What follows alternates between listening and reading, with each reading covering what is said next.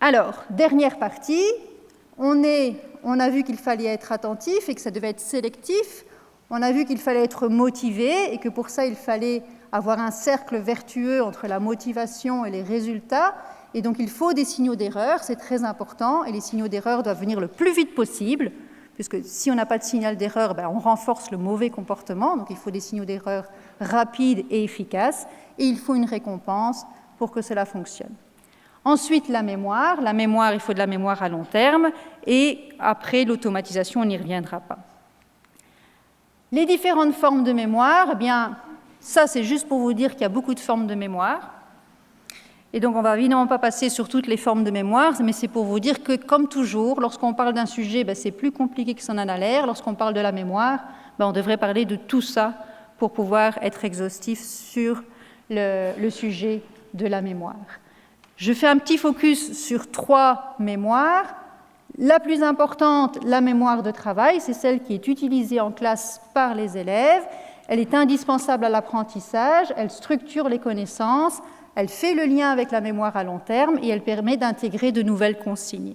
Donc la mémoire de travail, c'est celle qui fonctionne en continu, en ligne avec le cours et qui permet d'intégrer progressivement les informations et de les structurer. C'est celle qui vous permet bien sûr de raconter une histoire en allant chercher des éléments dans votre mémoire et en faisant quelque chose de structuré et un exposé structuré. Et si on regarde dans le cerveau, pendant qu'on fait une tâche de mémoire de travail, le cerveau est actif en permanence. Donc le cerveau reste actif pendant toute la durée de la tâche et lorsqu'il s'arrête de travailler, c'est que la tâche est terminée.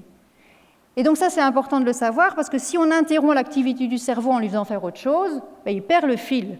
Et donc, toute cette structure de mémoire de travail disparaît. Donc, lorsque vous êtes en train de faire un exercice, vous écoutez les consignes, vous les intégrez. Si en cours de route, il y a une distraction, quelqu'un qui rentre dans la classe, quelque chose qui se passe, les neurones là s'arrêtent pour faire autre chose et on a perdu le fil de la construction liée à la mémoire de travail. Et donc, idéalement, il faut recommencer au début pour englober tout le processus. Donc ça, c'est la caractéristique de la mémoire de travail, c'est quand on n'interrompt plus, c'est difficile de reprendre le fil. Comment tester la mémoire de travail ? En faisant des jeux simples qui permettent de deviner quelle est la règle du jeu en cours de route. Donc ici, on doit mettre une carte en face de l'autre, mais on ne nous dit pas si il faut apparier par couleur, par forme ou par nombre. Et simplement, on vous dit vous avez mauvais, vous avez bon, et on doit trouver soi-même la règle, on change la règle sans arrêt. Et donc là, l'attention, évidemment, est très importante, et la mémoire de travail va faire qu'on va comprendre la règle et appliquer la règle en même temps. Comprendre la règle et appliquer la règle, c'est quelque chose qui n'est pas facile, et donc ça, c'est vraiment la mémoire de travail qui va être impliquée. Et un exemple qui illustre notre capacité à comprendre une nouvelle règle et à utiliser cette règle, c'est la capacité que l'on a également de lire ce texte. Alors, comment on sait lire ce texte ? C'est simplement parce qu'on reconnaît quelques mots, on décode très rapidement le code qui a été utilisé pour écrire les mots, et ensuite on sait lire, on voit les mots, on sait lire les mots. Donc ça, c'est la mémoire de travail qui permet de le faire.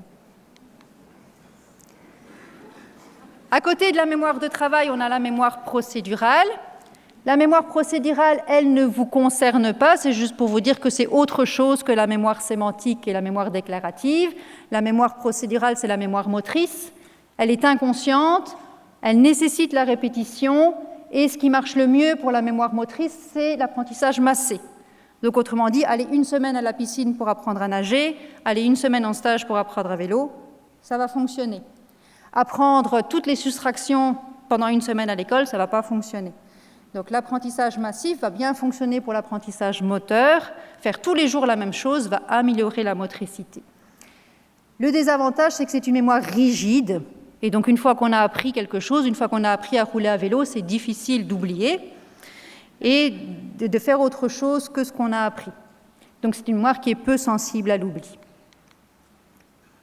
Et donc simplement, ceci pour illustrer, quand on a appris à rouler à vélo, si on change les règles, on ne sait plus rouler à vélo. Donc si je change les règles du vélo, je ne sais plus rouler à vélo.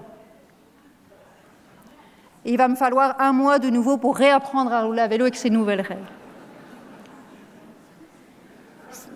Ce qui évidemment contraste très fort avec la capacité qu'a notre cerveau de changer les règles pour la mémoire déclarative.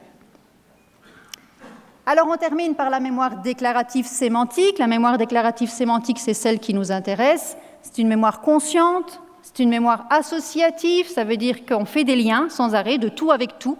Et plus il y a de liens, plus c'est facile de retrouver l'information. La répétition est bien sûr nécessaire et l'apprentissage massé est inefficace. Donc il faut répéter, mais à des délais précis, et les délais sont variables en fonction de chaque tâche, en fonction de chaque apprentissage. Donc il n'y a pas de solution toute faite, évidemment, mais il faut répéter, mais pas répéter trop rapidement. C'est une mémoire flexible et malheureusement sensible à l'oubli et à l'interférence. Et donc, ça c'est un petit peu le problème, c'est que si vous apprenez quelque chose à 8 heures du matin et autre chose à 14 heures, ce que vous apprenez à 14 heures peut interférer avec ce que vous avez appris au matin. Et donc le soir, quand on fait les devoirs, les deux peuvent se mélanger et faire de mauvais liens. Et donc c'est un petit peu le problème de cette mémoire-là, c'est qu'elle peut tout faire, elle est très flexible, mais elle est particulièrement influençable.